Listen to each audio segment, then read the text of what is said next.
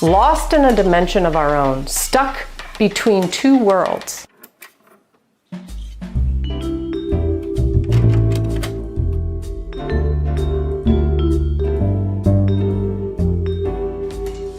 Where part of our footing is in our past and the other is in the age of modern technology.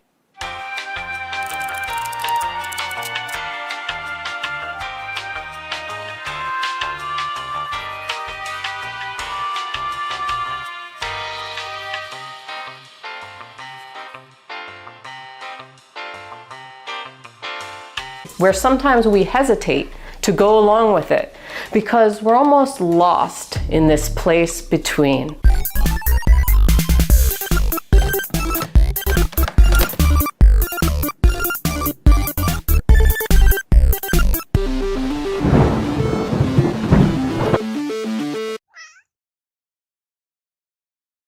Welcome to the world of the geriatric millennial. In this video, I'm going to give you 7 life lessons that we've learned along the way. Sit tight. So these are my prized possessions. This is my CD collection.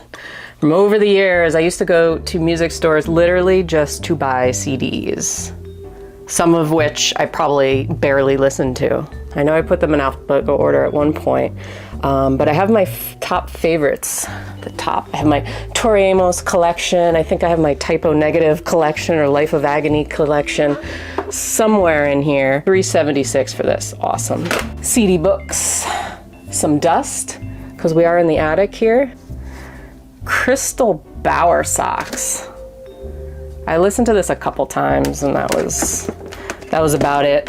We got some Keith Caputo from Life of Agony. Such a good album, Meal Ticket. Classic from 1996.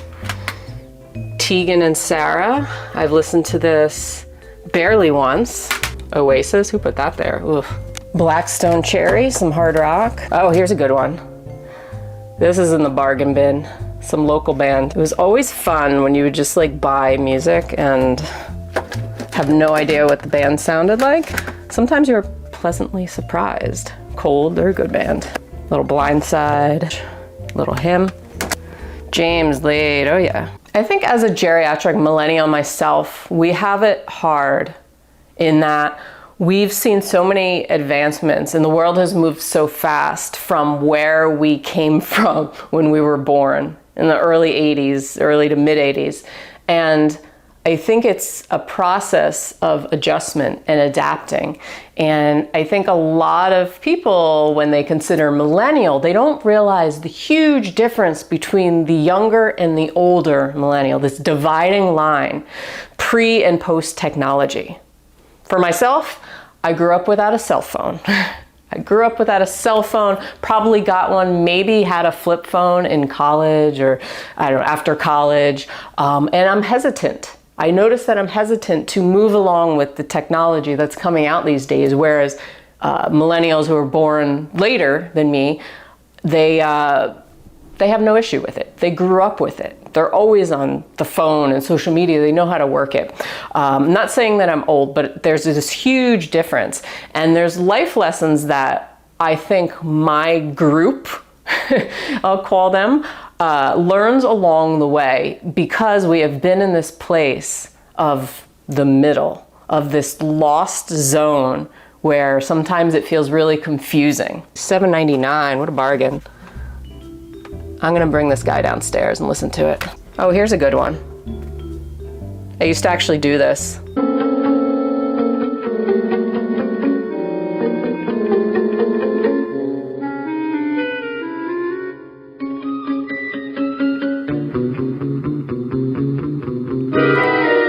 The first is don't settle for the things you should want, but don't want.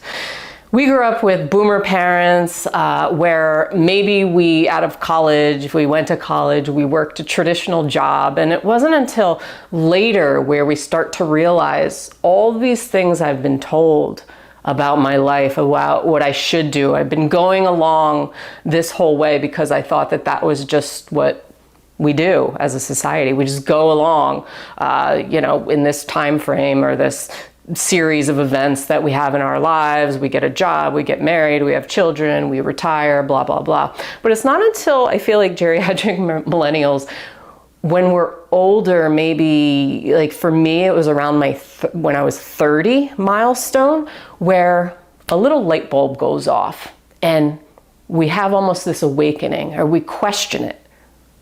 We've been going along all the way, and suddenly we question it and we say, oh, well, that's not what I really want. So what do I really want? And it's this process of finding ourselves, of this life journey where we're trying to discover what it is that we truly want. And I think it's harder for us because we've lived both sides, where we have the modern day, which is like, oh, well, live your dream, live your own life, be authentic, do what lights you up, versus what our parents taught us, what our grandparents taught us. So we've gone through this process of being kind of in this place of like confusion and trying to just figure life out. Number 2, go where you thrive, not where you have to keep chasing. So we've heard this phrase before, oh, chase the dream, chasing success. Till we realize, it's like a game of Mario Brothers or Math Munchers in school or Pac-Man, right? We're being chased or we're chasing. Till we realize, maybe I don't want to live my life just like running after things, and I want to go where I thrive. So this kind of sometimes takes us a while to figure out too, is to go where we thrive in life, not to where we constantly feel like we're trying to catch up with something. Super important. Number 3 life lesson, everybody has baggage, but it's not yours to claim. So let them check their baggage at the door. As a geriatric millennial, we may notice we get overwhelmed more easily by drama, by gossip, where we have to really protect our energy, protect our boundaries. Because we think back to when we were on the Oregon Trail and life was simple for us. And now we feel like people are making life so complex. The world is making things so complex. Why does it have to be so complicated? Why can't we just live the simple life? And a lot of that is just people stirring up drama, but us not getting attached to their drama. We have to learn how to protect our boundaries. And we learn that maybe later in life, where things start to make us really tired or drained. Maybe it's a job, maybe it's a person, maybe it's a significant other, but we learn this along the way. Number 4, do it because you love it, not because you want to gain recognition from it. This is definitely a hard test, because in the world of when we grew up, social media wasn't really a thing. Later we had like Friendster and MySpace, which was cool, but it was just there. It wasn't like everybody's world where everybody was on it every day, all hours of every day. So as a geriatric millennial, I know I was hesitant to like do Facebook and then Instagram, kind of the latecomers to the game, right?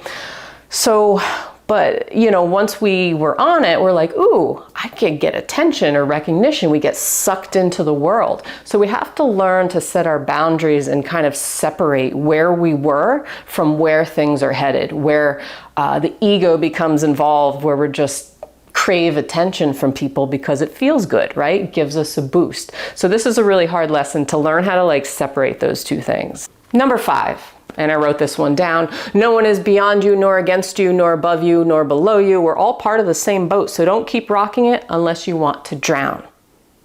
This is a good lesson. This is the lesson of history. When we grew up, history was just history. We didn't cancel it. We didn't whitewash it. We learned that history, if we learn from history, we learn how to understand each other and kind of amend our mistakes throughout time. Whereas now we're seeing things like that it seem crazy to us, how we're just like erasing, taking the eraser to history books. We're not teaching things. We're banning books that we used to read. We read all these books. We turned out somewhat okay, I think. So we learn as a geriatric millennial that the way to grow, the way to amend, is through understanding each other, because we're all in the same boat. So if we pit each other against one another, and we're constantly divided and we're constantly fighting, then that just fuels the fire. It doesn't fix anything, because we're all in the same boat. We're all going to drown at the end of the day if we keep that up. So we have to understand history and keep books and keep our brains open to get that. Number 6 life lesson: strength comes to those who truly know themselves, not those who think they know others. So this one's important because this one goes into ego. And when I think back, for example, on my life and things I've done in my life or mistakes I've made, I think back to when it was just like all ego-centric or craving attention, right? Instead of really getting to know myself, self-recognition is one of the most powerful lessons we can learn in life, instead of just judging other people, right? Thinking that our problems are always on them and we don't take responsibility for them. So when we think that we always know others, that our perception of others always from a place of judgment instead of understanding, then we are turning the focus away from really recognizing ourselves, self-awareness, one of the most powerful tools we can have in life. Because if you don't know yourself, then you're gonna have a tough time living in the world. If you don't know yourself, you're gonna constantly be condemning other people. And number 7, your greatest asset is probably the thing you're most afraid to show. So think about this.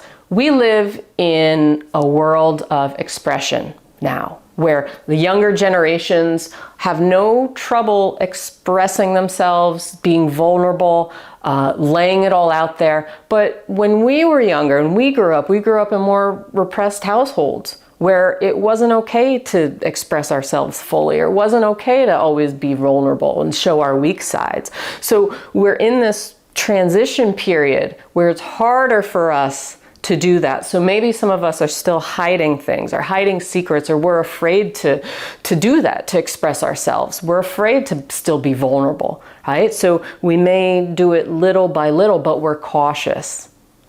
We're cautious because we know there's still that risk of judgment. And that's just our past, our programming, where we always had this fear of being judged. So in this age group, it can be harder for us, but we have to understand, and this goes back to this self-recognition thing, that once we discover that our shadows and all sides of us are beautiful, essentially. They all teach us something. They all give us some sort of lesson in life. They all help us grow and progress forward on our life path.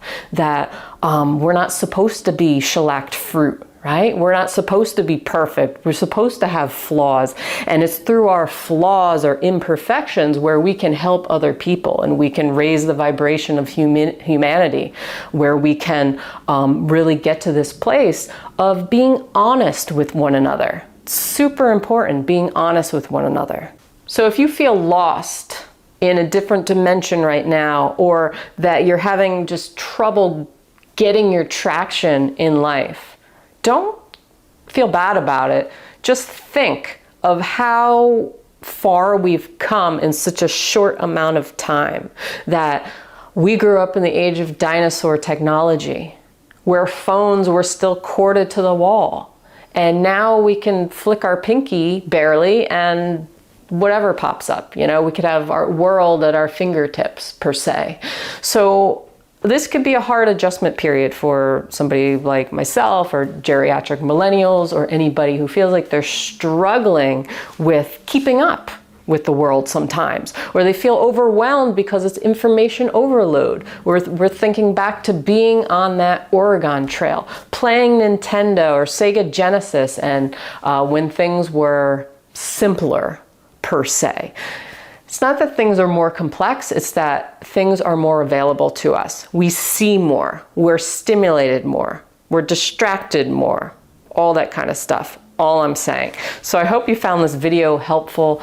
Life lessons. If there's anything else that you've learned along the way on your life journey, feel free to put a comment below. Let us all know what you think, where you fit in this dimension, in this reality, whether you feel like you're in this space between, in this adjustment period, adaptability, all that kind of stuff. Make sure you hit that like button, subscribe. I put out new videos every single week for you on all kinds of cool topics. Really appreciate you supporting this channel. I really, really do.